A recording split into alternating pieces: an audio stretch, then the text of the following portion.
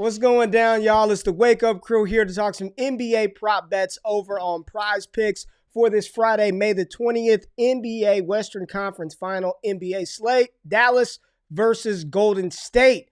Are the Mavericks going to show up? They did not show up in Game 1. It was an underfest. They shot about 1,000,000 three-pointers and bricked all of them.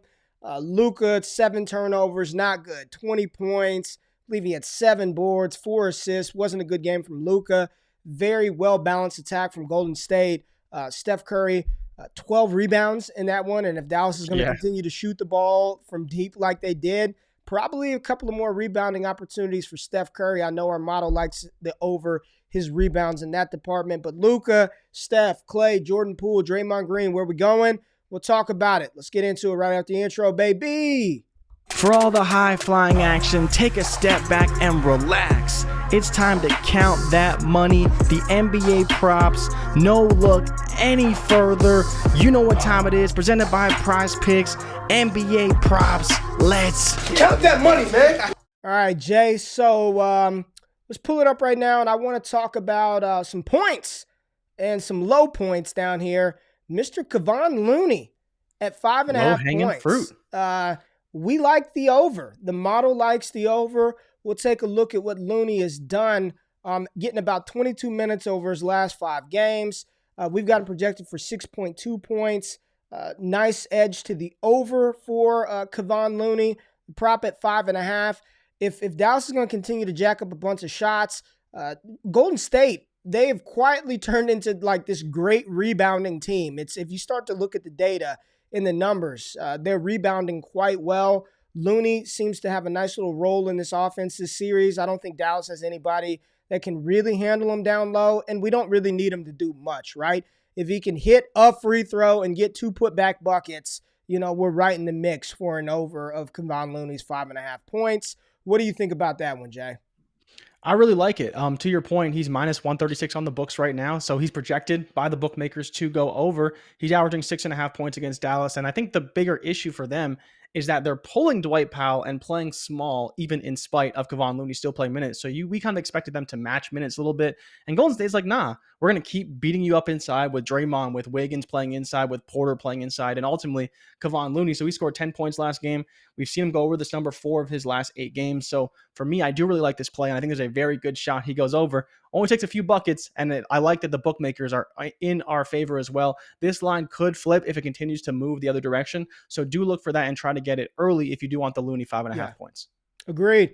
Where are you going? Who are you like tonight?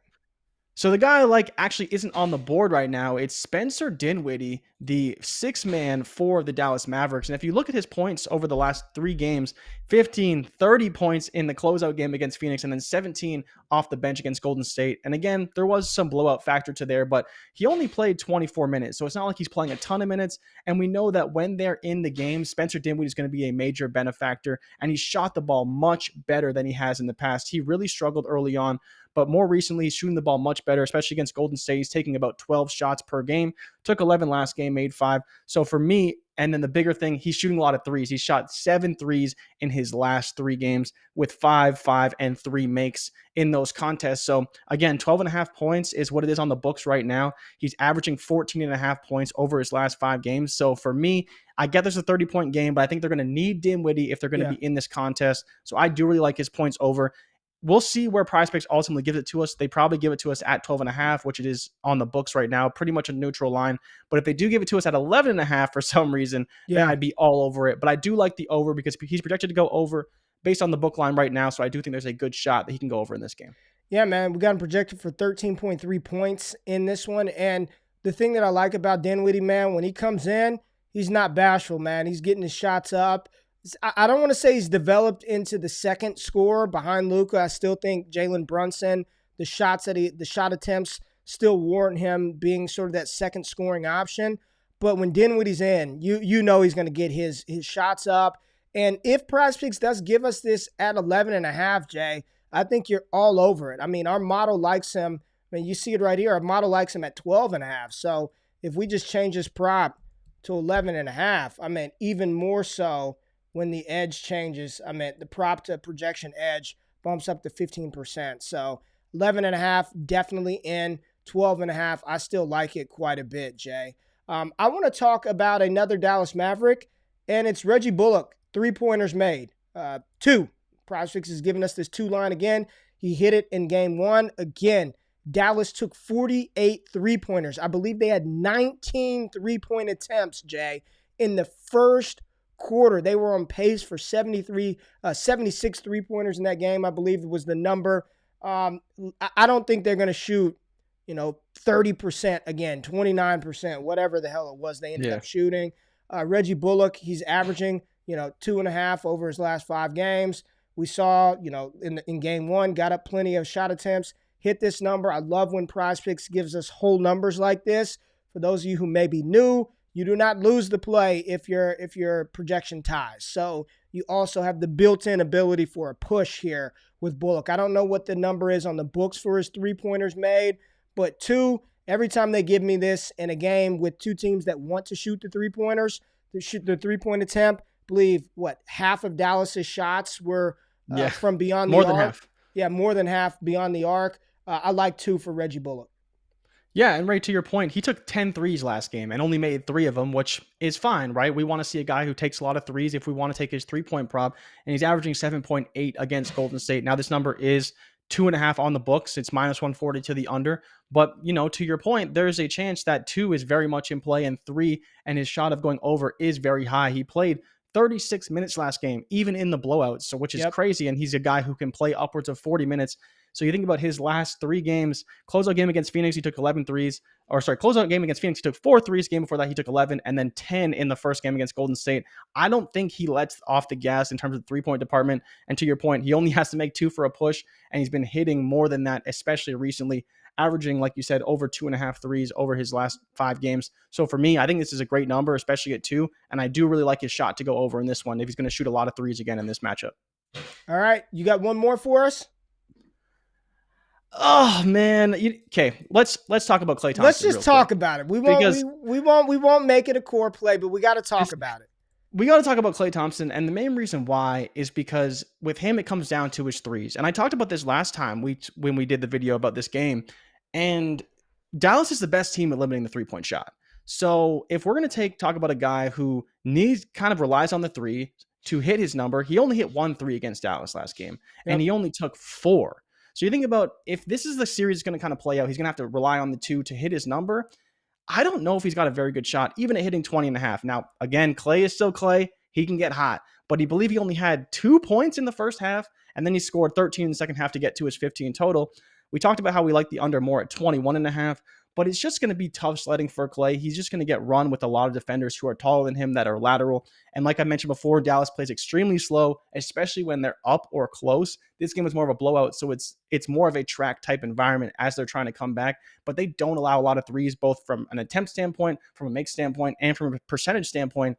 So it's going to be difficult for Klay. And I think there's a real shot he goes under this number again. The game against Memphis where he put up 30 is really the only time he's really ever hit that over that 21 mark. Over 21. He hits 21 a couple times, but throughout the playoffs, he's been hovering around that 18, 19 mark and going under this 21.5 total. Now, PrizePicks giving it to us at 20.5, so it's tougher to take it, but I do think there's a real shot he goes under in this matchup again. Yeah, I took the under Klay's par last game, and if I'm going to take one or the other, if I wanted to put Klay in this one, and we don't want to force it, so we're not going to recommend this as a core play, but for me, it would be the under points, assists, and rebounds as par than the point total. I definitely would not touch the 3-pointers because he's going to take enough of them, right? And once Klay sees 1 or 2 go down, you might as well kiss the baby because it's over, right? PrizePicks gave us this par number at 29.5. Last game, they dropped it down 2 points, whereas they only dropped the point total down 1. I'm not going to do it, Jay. I want to take some unders here. Waiting on Jordan Poole's point total line. We've got him projected.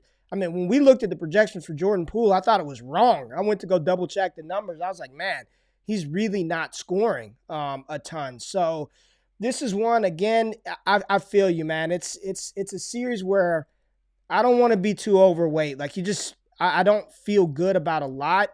I will say, Steph Curry's rebounds wasn't over in our projection model. And I know 12, we cannot expect that every game from Steph Curry. That's just wild.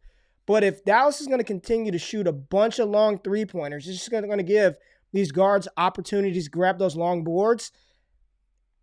I don't hate 5. I don't hate the even number of 5 for Steph. And over his last 5, he's averaging 5.8, buoyed up a lot by this 12 number. But I don't hate the over Steph Curry 5 rebounds. But again, not going to put it in the core play. The 3 core plays that we like: Reggie Bullock over 2 threes, Kevon Looney over 5.5 points, and Spencer Dinwiddie waiting on the line. But if it's at 12.5, like the books have it, we're fine with it. If it's at 11.5, Jay, we really, really like it, and we want that. So those are the plays that we have for the NBA today. I will be posting a WNBA video a little bit later. That model was fantastic last night. We went 3 for 4, almost a clean sweep in the WNBA.